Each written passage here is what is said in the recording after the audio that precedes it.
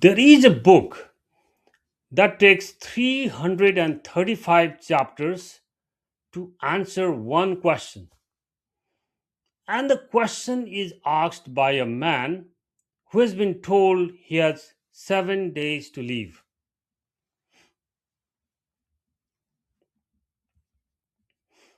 That book is the Bhagavad Purana, and I'm going to read this book with you.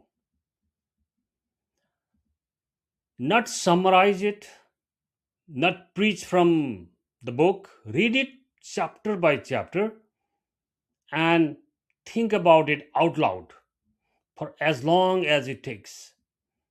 That will be years, and I want to be honest about that from the very first minute.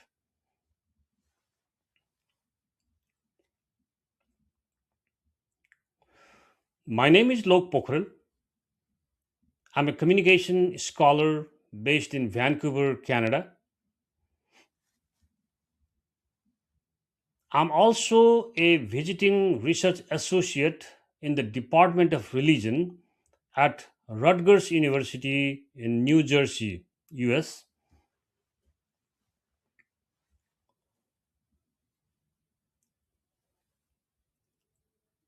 And I have spent about more than 20 years working in strategic communication, mainly in the academia and non-profit and for-profit corporations as well.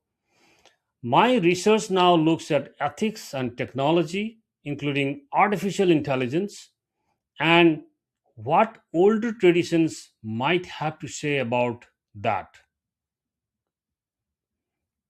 So I come to this with two hands. One belongs to somebody who grew up hearing these stories from Bhagavata.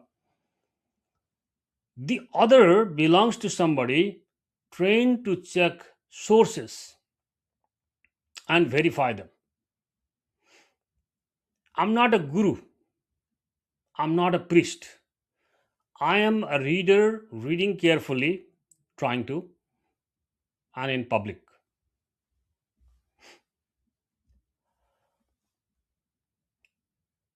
Now, let me tell you what uh, the whole project is not, because that will save your time and mine.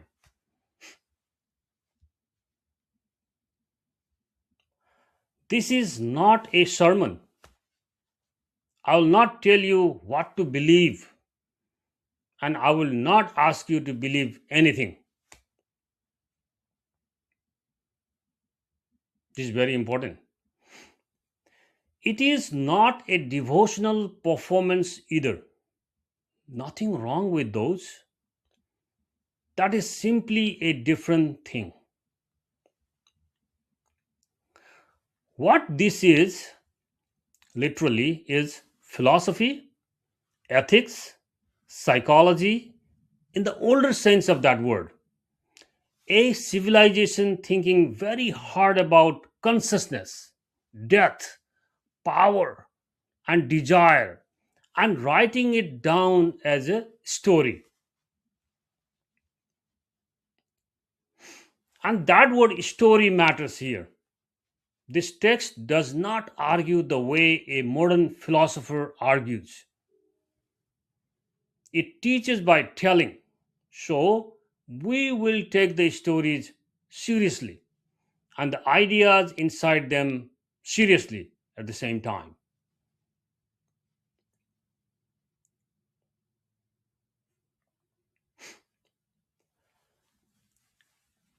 Here is how each episode will work, so you know what you are getting.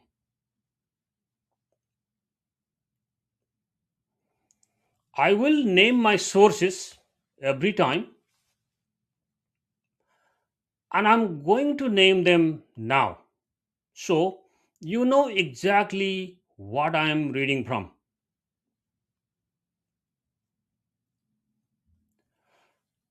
The first is Edwin Bryant. His translations are published by Penguin Classics. Bryant works with the traditional Sanskrit commentators at his elbow. So you get the text and you also get how the tradition itself has read it.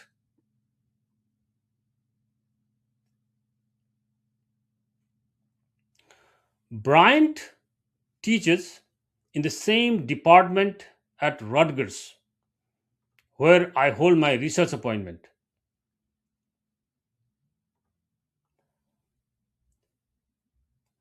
The second is G.V. Tagare, published by Motilal Banarasidas in 5 volumes. Tagare is the philologist. He gives you the complete text, every chapter, including the ones nobody puts in an anthology. And the third, many of you will recognize the Gita Press edition from Gorakhpur, India. Srimad Bhagavat Mahapurana, translated into English by C.L. Goswami and M.A. Sastri in 2 volumes with the Sanskrit printed alongside. That may well be the edition sitting in your parents' house, maybe, my assumption. It is also read online, and I will tell you where.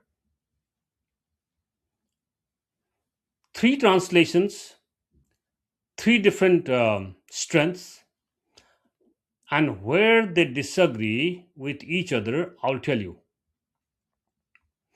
Because that disagreement is usually where the interesting part is.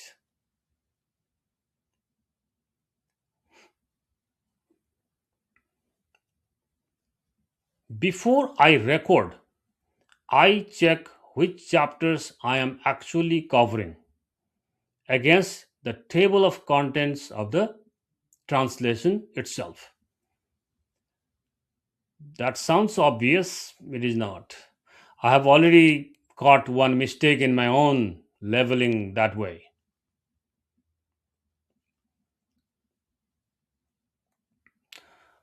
And when I get something wrong, I will not quietly fix it. I will say so on camera and put it in a correction log on my website with the date and region.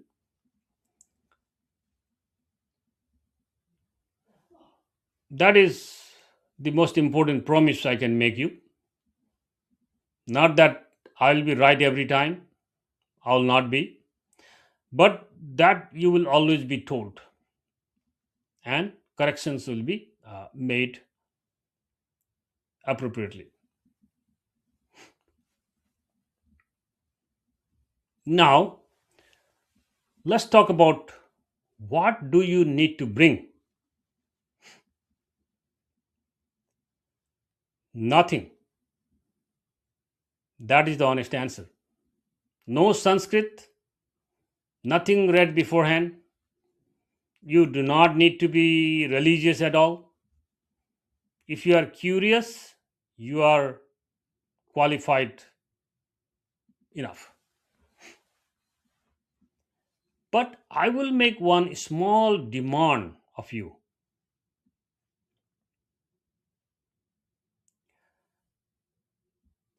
I am going to use the original words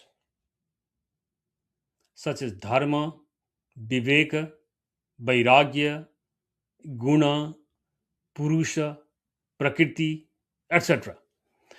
I could translate them and you would understand something.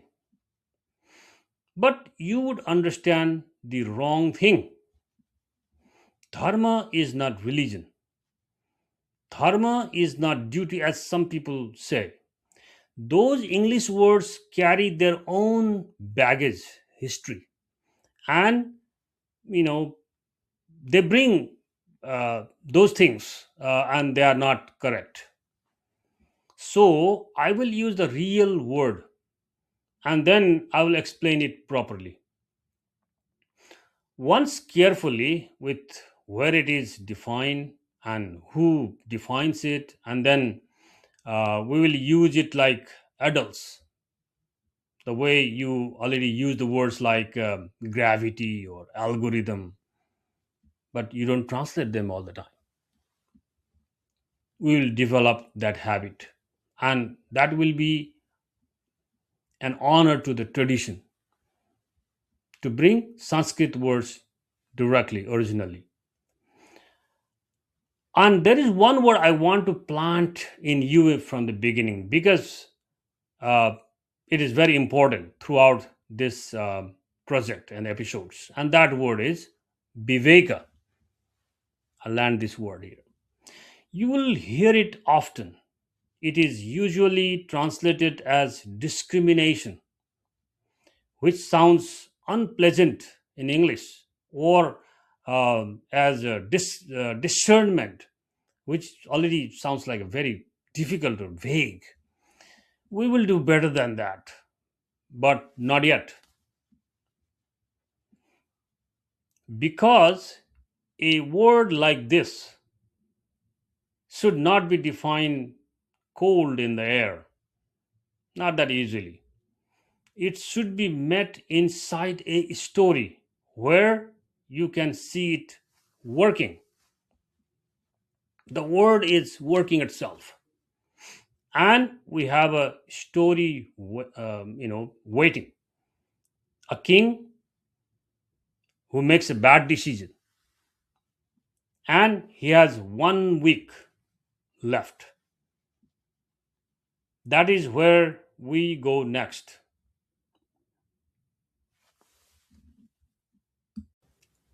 Before we meet the king, I want to give you three practical things. Because if you do not have them, the story will confuse you later.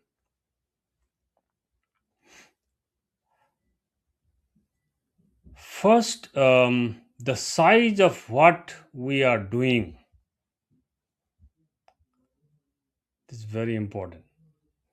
This text has 12 books. They call skanda. Some people call them cantos. 335 chapters, roughly 18,000 verses.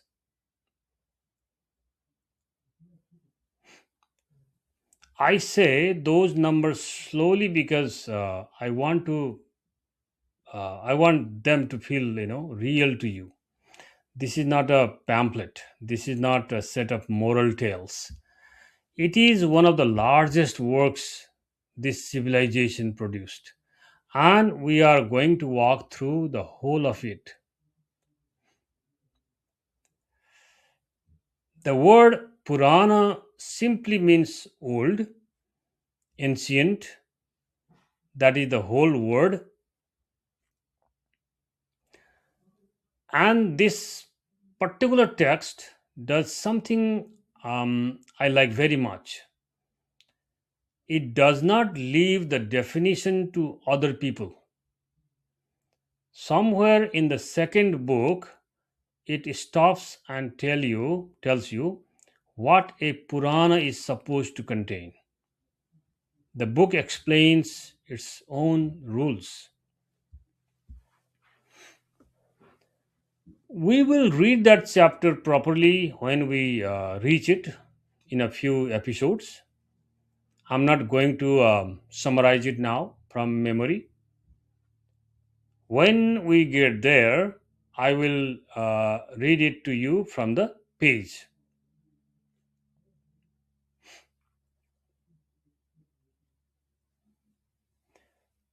Second thing, who is speaking?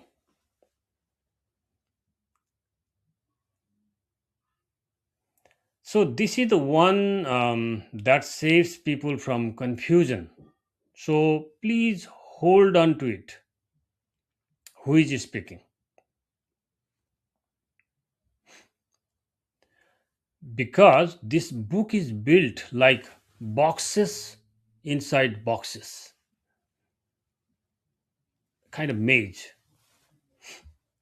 On the outside, a storyteller named Sutta is speaking to a group of sages in a forest. They asked him questions, and everything else is his answer. Sutta, who is different from Shukaji, number one. Inside that, Sutta tells them about a teacher named Shukaji, speaking to a dying man, dying king on the river bank of river Ganga. And inside that again, Shuka often repeats older conversations. A sage asking a god, a son asking a father, conversations from the beginning of the world, including Brahma, Narada. Yeah, we'll come to that. So when somebody in this text says, I heard this from him, who heard it from her, that is not clumsy writing. That is the design. This book is very interested in how knowledge travels. Who said it? To whom? Under what conditions? So, very complex. So, keep asking yourself, who is speaking right now? It will always help you, repay you. I'll tell you. Um, the third thing, what kind of book it thinks it is. Let's go to that. Tradition says the compiler was Vyasa, and here is something you will notice as we read. Vyasa is not only credited with the book, he also walks around, inside it as a character. He appears in the story.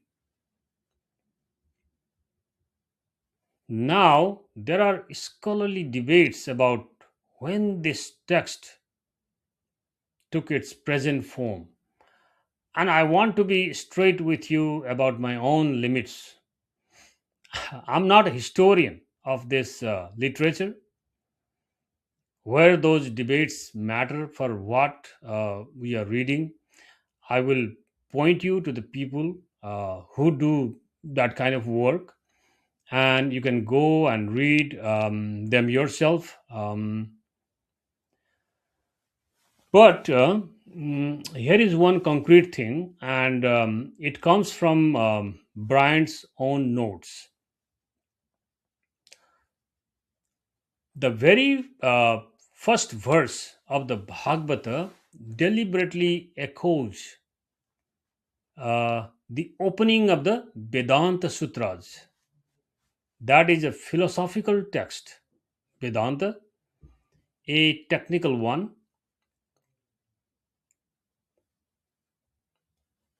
Think about what that choice means. Out of every possible way to begin, the author begins by putting his hand on the shoulder of philosophy, because Vedanta is a philosophical work. That is your clue about how to read what follows. The stories are stories, they are also arguments.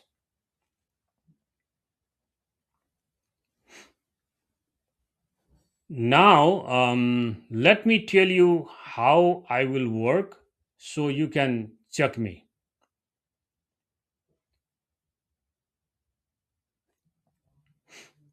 I read mainly from two translations in the beginning. Edwin Bryant, published by Penguin Classics, and G.V. Tagare, published by Motilal Banarasi Das. When I need a third voice, I use the Gita Press edition. They are different from each other. Bryant is a scholar writing for readers like you. Tagare is a dryer, closer to the grammar, where the two of them disagree in a way that matters. I will stop and tell you instead of quietly choosing the one I prefer. Every episode names its sources in the description.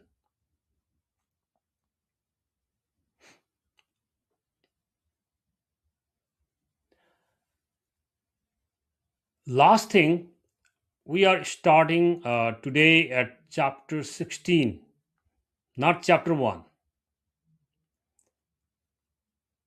That is a deliberate choice. So let me explain it.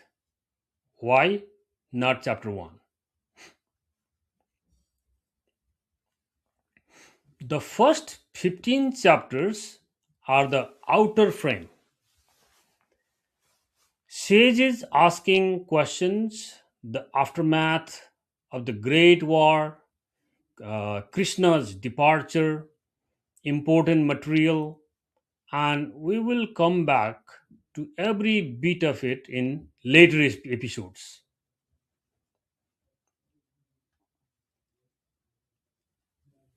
But the engine of this whole book is a curse, curse, and a deadline of 1 week. A king is told he has 7 days, and everything else, all 335 chapters, unfolds inside that week, the whole Bhagavata.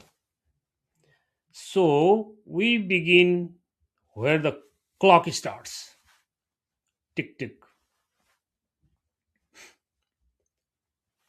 Now let me take you to a kingdom a few years after the worst war anybody could remember.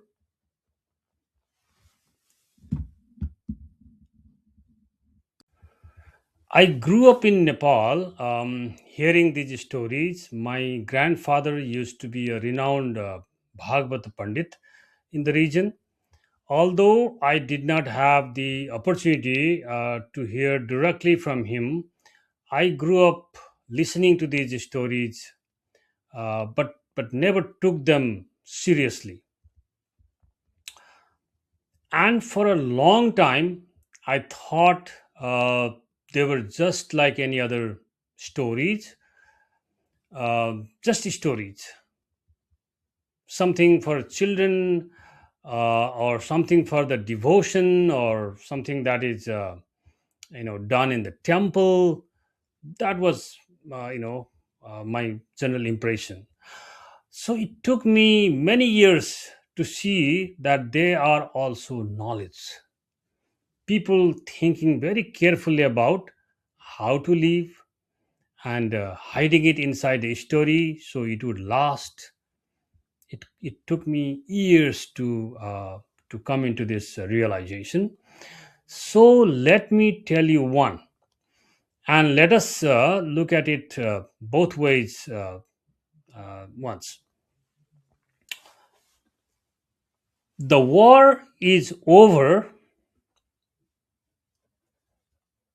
The war means the great war of the Mahabharat here, the one that emptied a whole generation. It is finished now, and the world is quiet the way a house is quiet after a funeral. Krishna has gone, and a young king takes the throne. His name is Parikshit. He is Arjuna's grandson. The kingdom he inherits is still bleeding after that great war. By every account, he is a good at job, brave, intelligent, he knows Dharma, and he tries to follow it. One day, he is traveling through his land, and on the banks of a river, he sees something that makes him stop.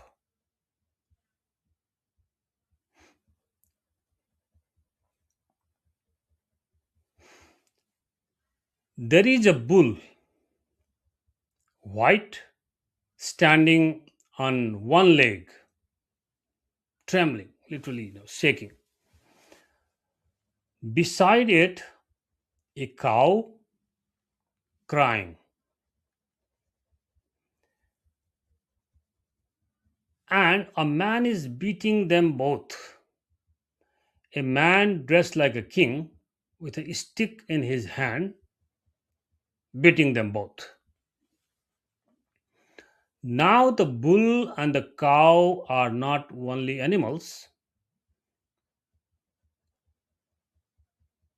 The bull is Dharma itself, and the cow is the earth.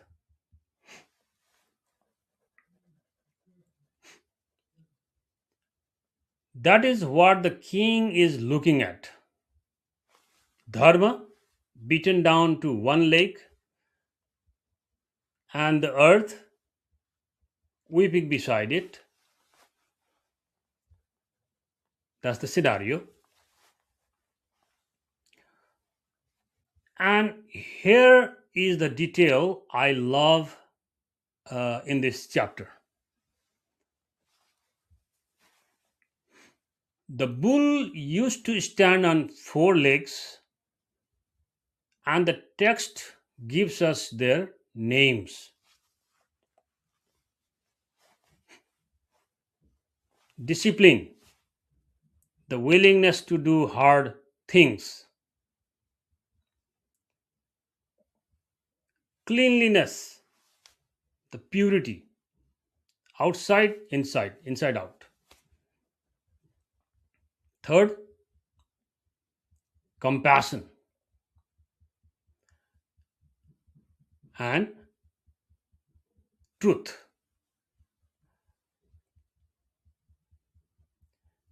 Four legs, and now three of them are broken. Discipline gone, purity is gone, compassion is gone. The bull is standing on truth alone, the fourth leg, one leg shaking, trembling, and the man with the stick is working on that last leg.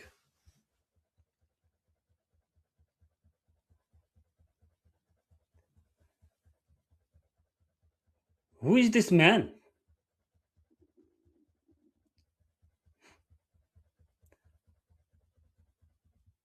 His name is Kali.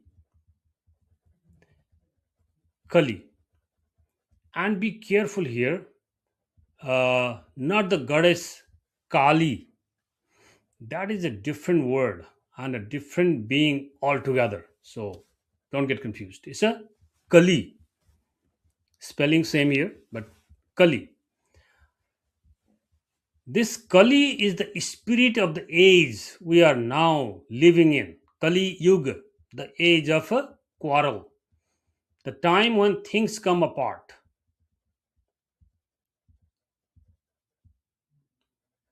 Kali Yuga. Parikshit does what a king should do. He lifts his weapon. But Kali does not fight him. He bows immediately. And then he asks a very practical question. Kali asks, where should I go? You rule everywhere. There is no place left for me to stand. Very genuine question.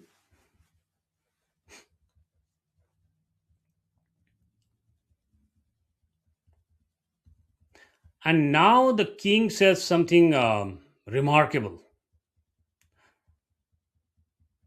He does not kill him because he already bowed on to the king.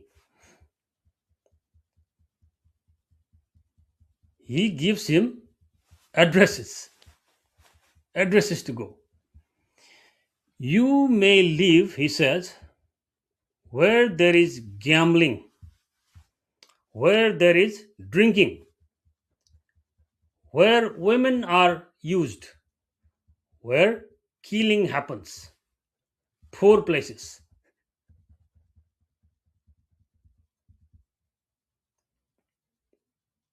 Four places. And then Kali asks for one more.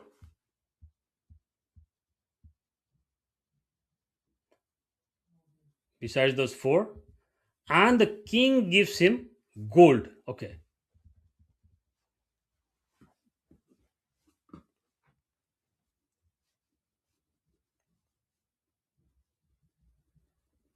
stay there with me for a second. Gambling, drink, exploitation, killing. Anybody would name those. A moralist in any century would name those. That makes sense. But gold, money itself, not greed, not the misuse of money, the thing itself, given as a house for the spirit of a broken age, Kali. And these were not simple people. They had kings, they had trade, they knew exactly what money does, in real life.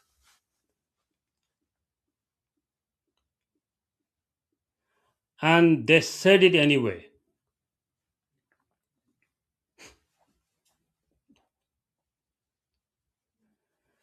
Then the king does something I had never noticed until I read this chapter slowly and carefully. He goes to the bull. He goes to the bull and he puts the three broken legs back. What are those? Discipline, purity, and compassion. He repairs Dharma with his own hands. Then he turns to the earth and he comforts her. Who is earth? The cow.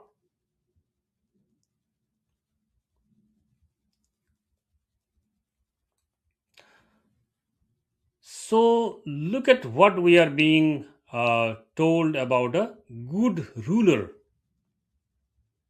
Parikshit. He does not destroy evil.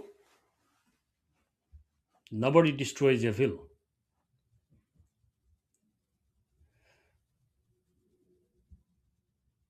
He tells it where it may live, and then he goes and mends what it broke.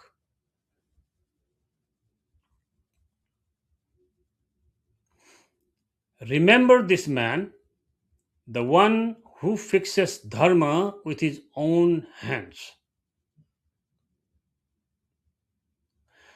Because in one chapter's time, he is going to walk into a forest and do something very stupid. That is next.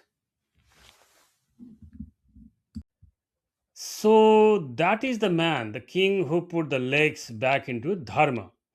Hold that picture because now I have to tell you the other half. The other half. Some time passes And one day, the king goes hunting.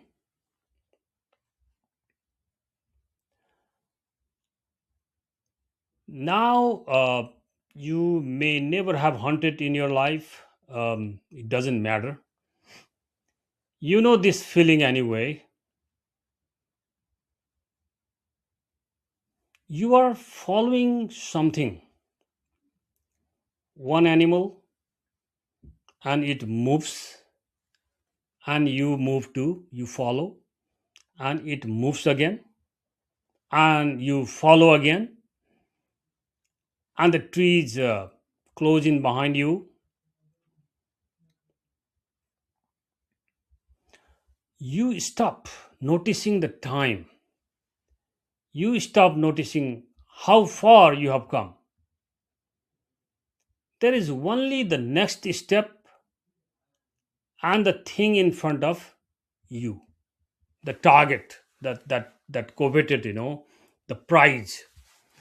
That is how people get lost, not by walking, somewhere wrong, by wanting one thing too much for too long.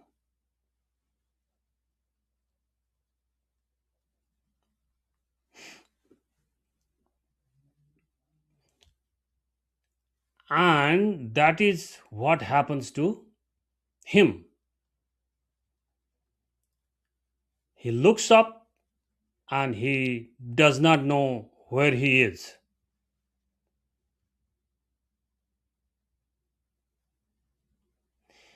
He is deep in the forest.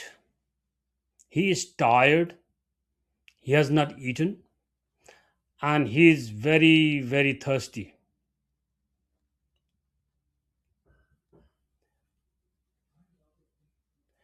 Then he sees a small hermitage called ashrama among the trees. At ashrama, somebody lives there.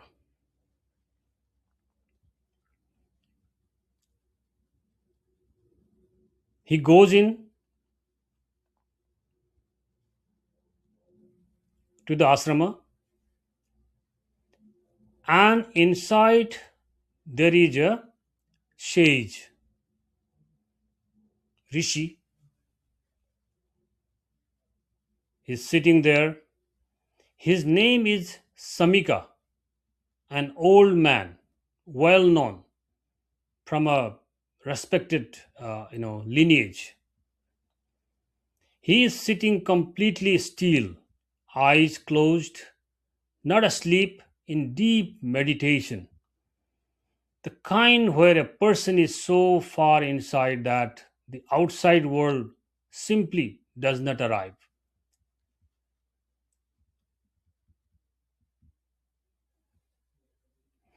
The king comes in front of him and asks for water. Nothing. He asks again.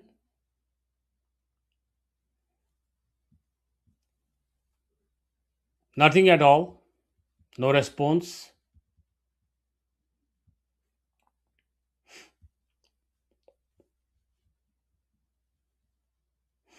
Now we know what is happening. We are outside the story and we can see it. The old man is not being rude. He is genuinely, he genuinely cannot hear him because he is in deep meditation, called the samadhi. Samadhi. But the king does not know that. And here is where it matters who he is. He is a man who has never in his life asked for something and been ignored. He is the emperor. When he speaks, people move. He is heard. He is exhausted, thirsty, and he is standing in front of a silent old man who will not even look at him. and something in him just turns.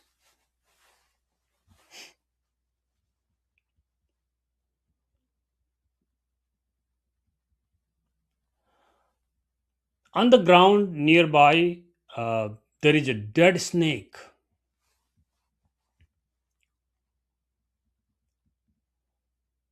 He picks it up with the end of his bow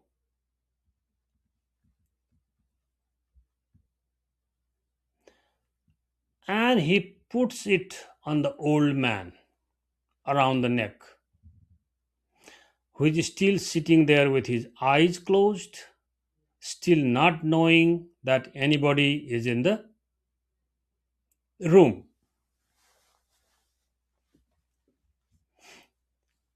And then the king walks out and goes home.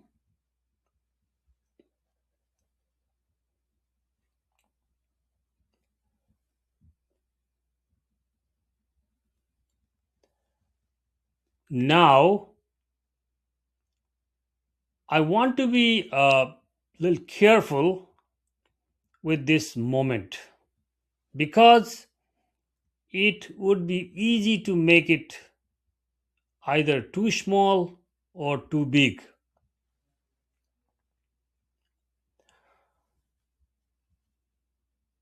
It is not a battle. Nobody was hurt. A tired man made an ugly gesture and left. In most lives, that is just another day. It happens. And it is also a hinge of this entire book. Everything that follows comes out of it.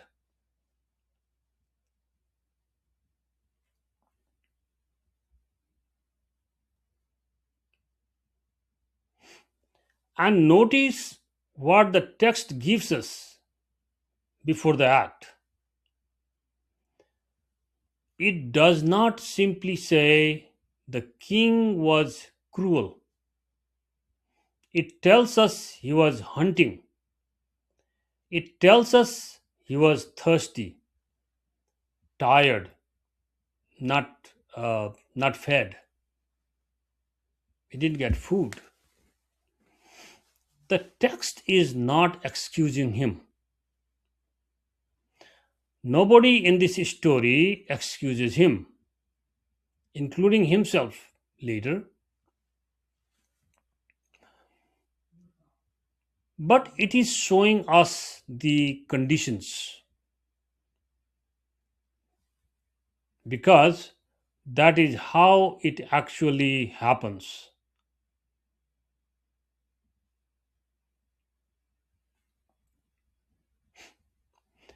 The person who says the unforgivable thing at 2 in the morning, the message sent when you were tired and hungry and nobody had answered you all day, it is almost never our best self at the wheel in those moments. And here is the uncomfortable part. He is not a bad man.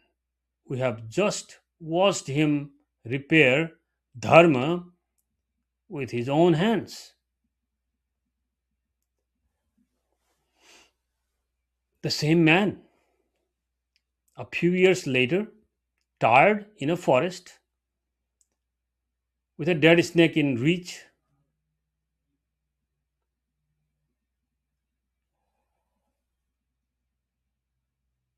so he goes home.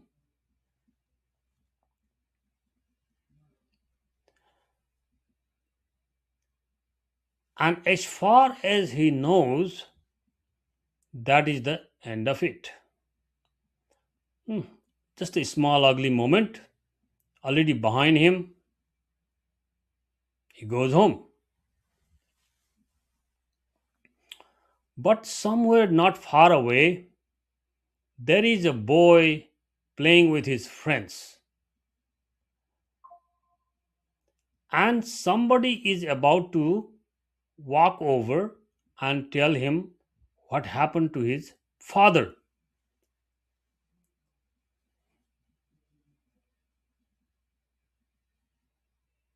That is next. Not far from that hermitage, a boy is playing with his friends. His name is Sringi. He is Samika's son, young, gifted by all accounts, and a little bit short, with a short temperament, quick to angry.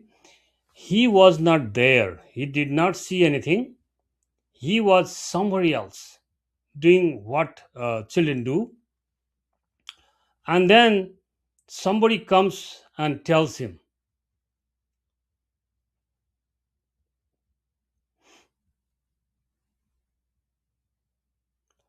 now think about how that telling probably went. Not calmly. Somebody arrives with news, and news like this always arrives with heat in it. Your father, the king, uh, a dead snake in front of everyone, like that. The boy does not go and look. He does not walk over to the ashram, the hermitage, which is close by. He does not ask his father what happened.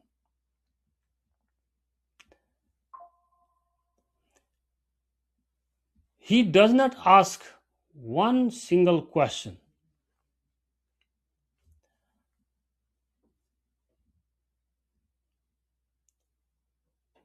He speaks.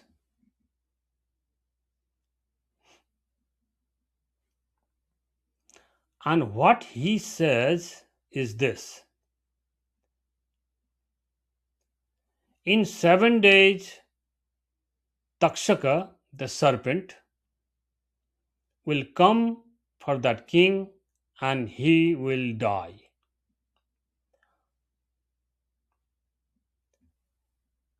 That is a curse.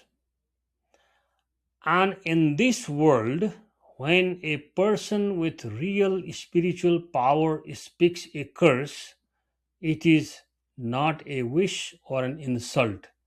It has its own weight and it works. A boy had just sentenced the emperor to death over something he did not see, on the word of somebody else, without asking anybody anything, any verification, no verification.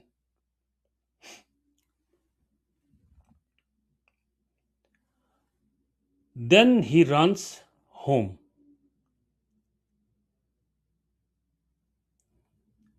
and he finds his father exactly where he was, still sitting in the samadhi, still in that deep silence, and still with the dead snake on on the neck. And the boy breaks down.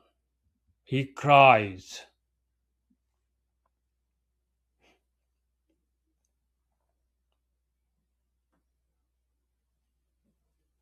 Now here comes the moment that I did not expect the first time I read this properly.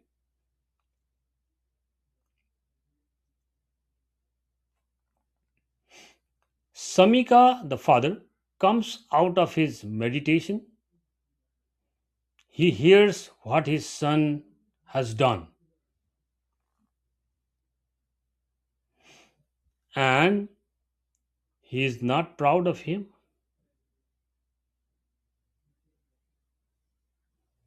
He is troubled, deeply troubled, He says to his son, in effect, "What have you done?" The man was tired, he was thirsty. He came here as a guest, and I gave him nothing because I was not present. And for that you have made him die? The punishment does not fit what happened.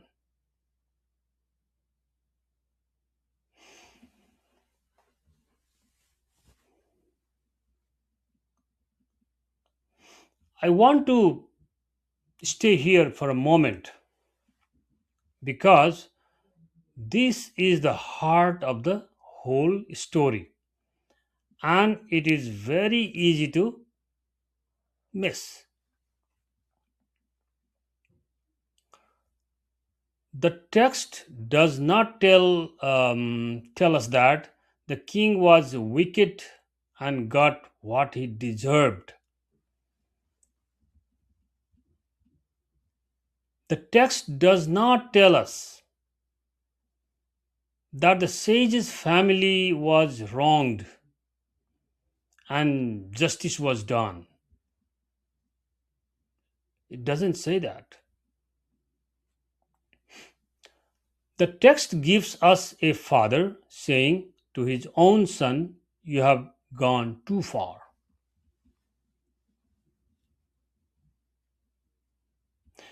That is the moral judgment inside the story, and it is not against the king, it is against the punishment.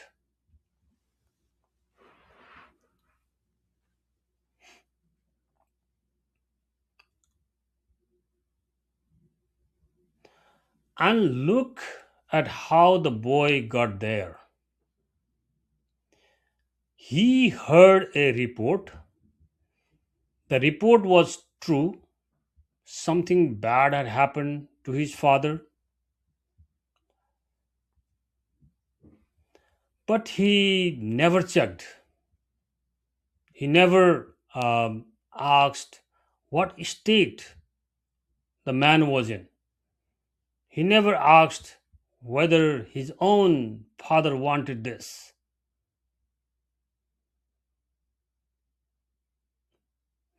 And by the time he knew anything properly, the words were already out of his mouth. And the words like that cannot be taken back.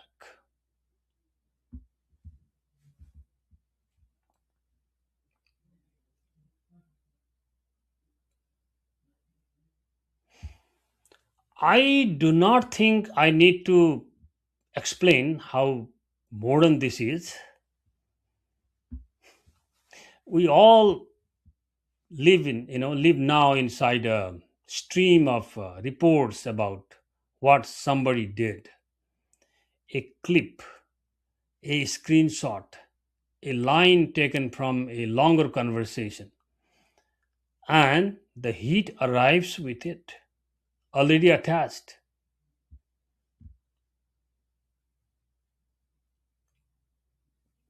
And we pass judgment in the time it takes to type. Sringi is not a villain. This is what makes him useful to us. He is a decent boy who loved his father, and who reacted before he understood.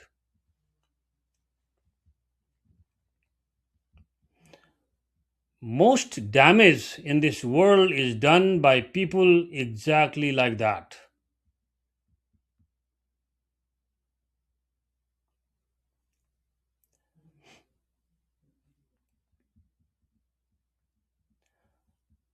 Word is sent to the king, and now watch him because this is the second surprise in this chapter. He does not send soldiers. He does not argue that the sentence is unfair. though it is, he does not go looking for a way out.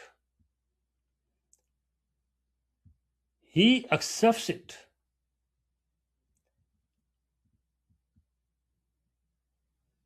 7 days.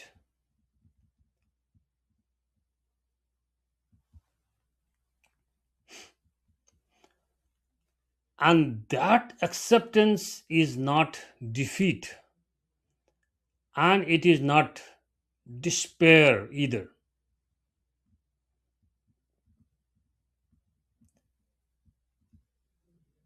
Something else has happened inside him. Something the tradition has a precise word for it.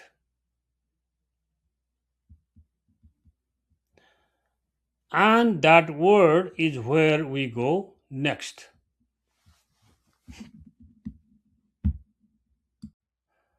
So, a man is told 7 days and he does not fight it. What happened inside him?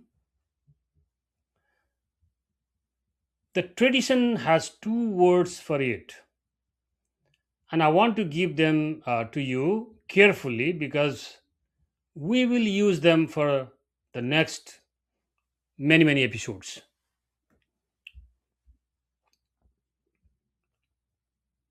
The word with that importance. The first word is viveka.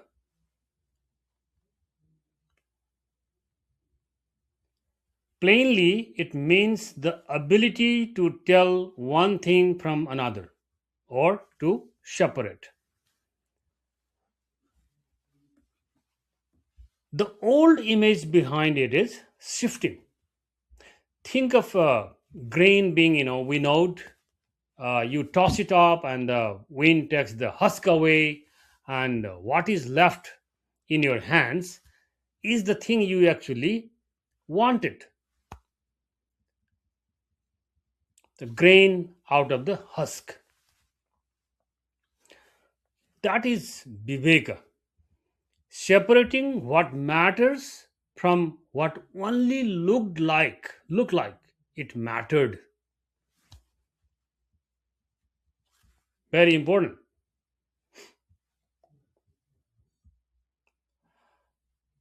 Now let's look into English. In English, this word usually gets translated as discrimination, and that is unfortunate because in English, discrimination means treating people unfairly. That is not this at all, not at all. And here is the second thing, it is not. It is not about telling right from wrong. That is ethics. And this tradition has other words for that.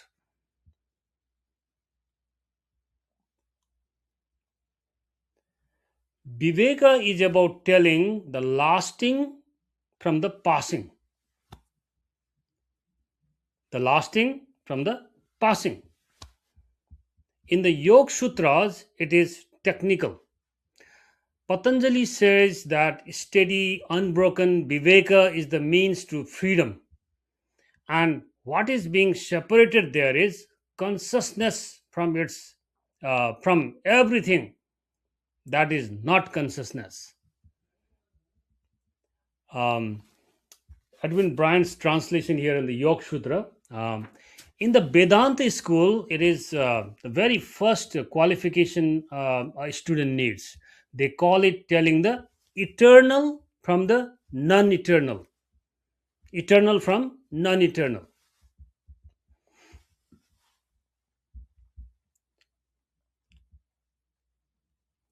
And now look at the king because he is doing exactly this.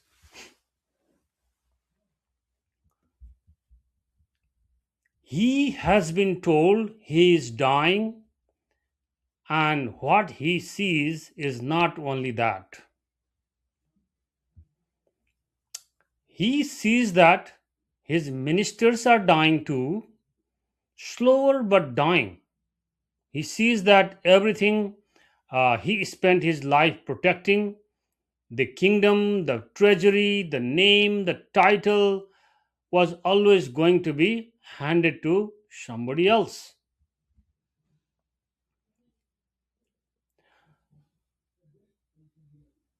Nothing had changed in the world. Only his eyesight had changed. That is Viveka. Is not a mood, a correction of vision. A correction of vision. The second word is Vairagya.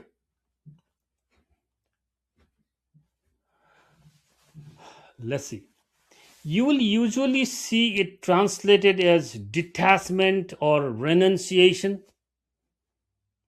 Both of those sound cold, and that is exactly what it is not.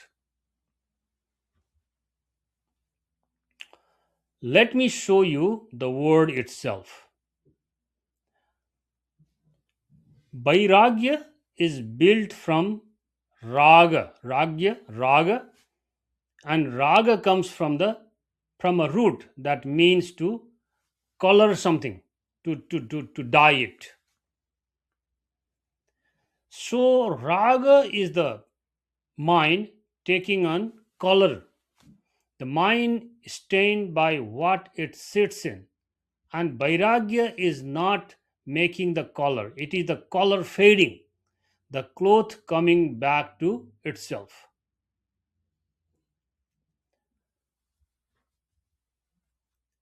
That is also why a musical raga carries the same name, raga.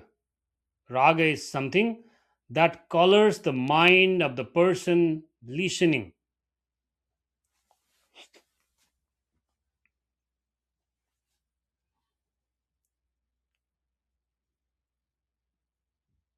Yeah, in an earlier version of this episode, I told you this word comes from rasa, which means taste.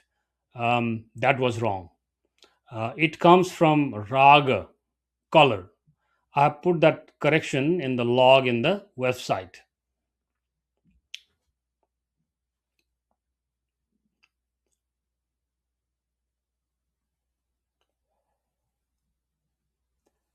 In the Yoga Sutras, Vairagya is defined very practically. It is the state of somebody who no longer thirsts for things, whether he has seen them himself or only heard them promised. Uh, Notice no hatred of the world in that, no pushing anything away. The thirst is simply not there anymore. Again, the thirst is simply no more there. And here is the part I want you to keep.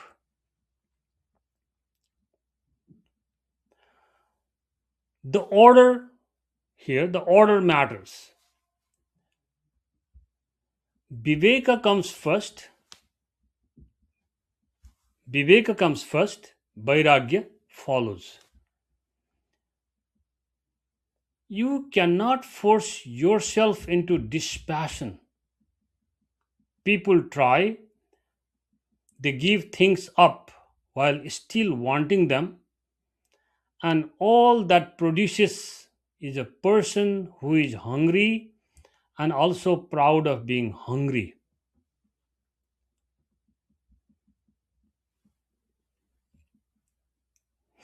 But when you actually see something, clearly, the wanting loosens by itself.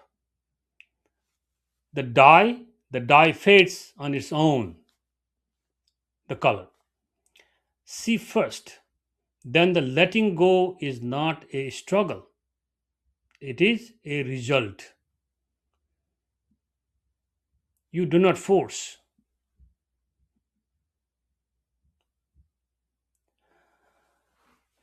Let's come back to Parikshit here.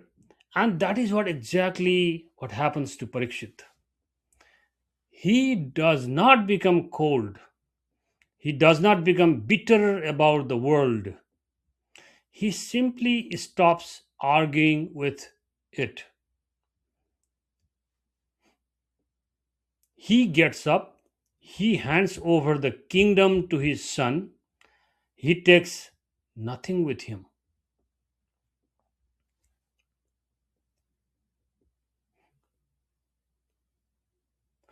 And he walks to the bank of the Ganga, river Ganga, sits down on the sand, and decides to spend his last 7 days fasting and listening, not looking for a cure, not looking for comfort or remedies, just listening.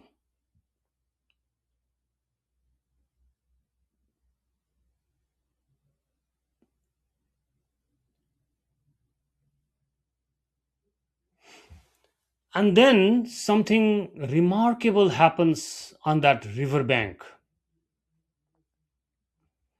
and that is next.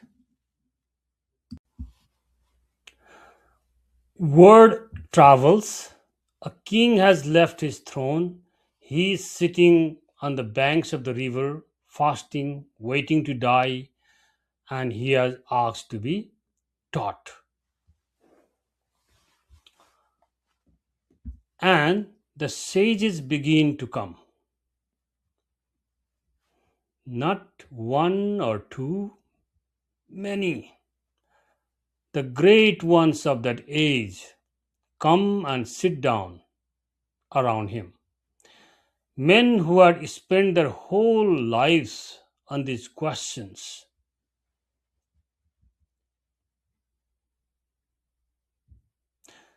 Think about what that means. Nobody made them come, there was nothing in it for them. A man was dying and had asked a real question, and that was enough.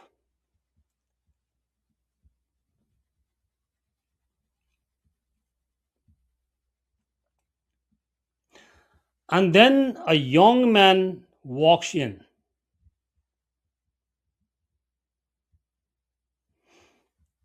His name is Shuka. I will use Shukaji in the following.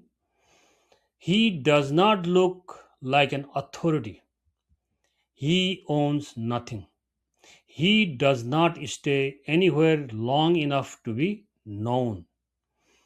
He is the kind of a person who walks past a village without stopping.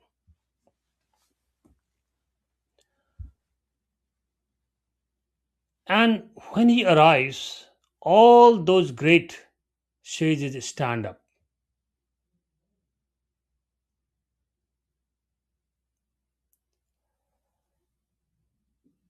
Now, the king does something that I want you to see clearly.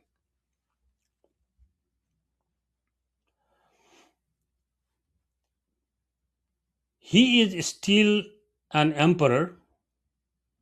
Technically, he is the most powerful man in that place.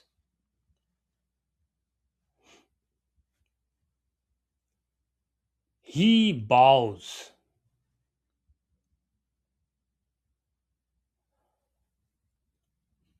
He puts his head down in front of a young man who owns nothing.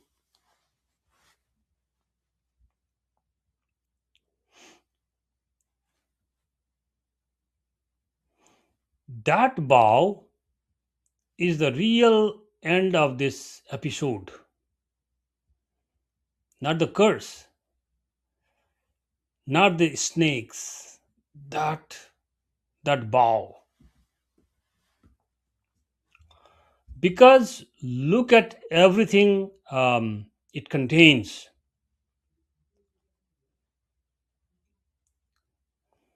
It says, "This man knows something I do not know."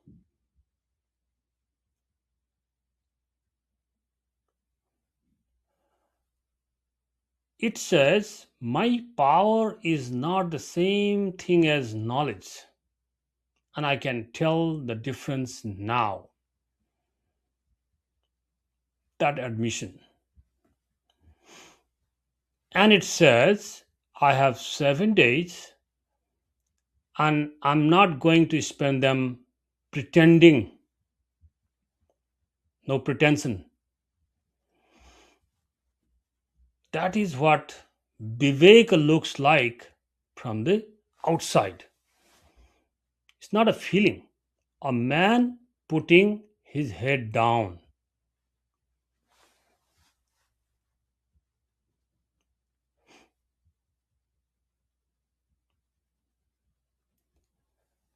And then he asks his question. He does not ask, "How do I escape this?" He does not ask for more time or cure for that matter, remedies. He asks, "What should a person hear at a moment like this? What is actually worth knowing when the time is short?"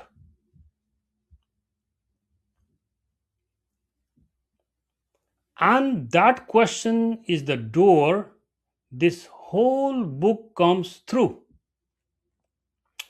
Every skanda, every story, all 335 chapters is the answer somebody gave to a dying man who asked the right thing.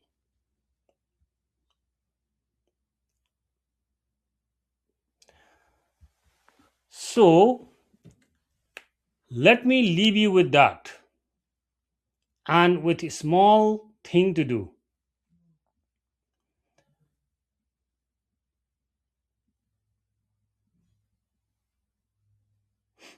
Parikshit knew his number, 7 days.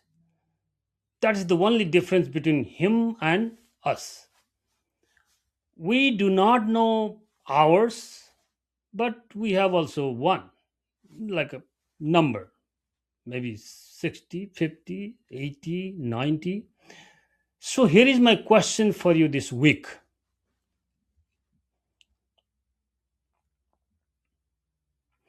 If you knew, really knew, and not just an idea, that your time was short, what is the one thing you would want to understand before the end?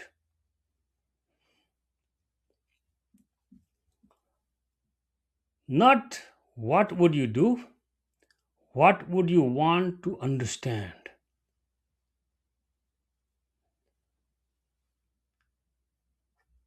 Sit with this question for a few days and then come to the comments and tell me. One line is enough. I do read them, and I will bring some of your answers into the next episode.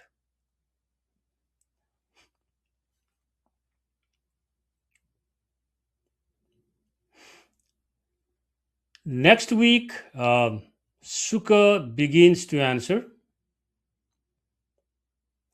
and he does not begin with Krishna yet, or with stories, or with anything you would expect. He begins with three words, three forces that everything in this world is made of. And once you have them, you will start seeing them everywhere in yourself, in your work, in the people around you, even in this universe. But that is next week.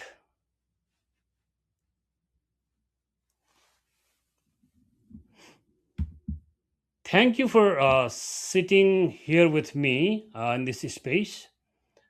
The sources for this episode are in the description below, and the correction log is also there.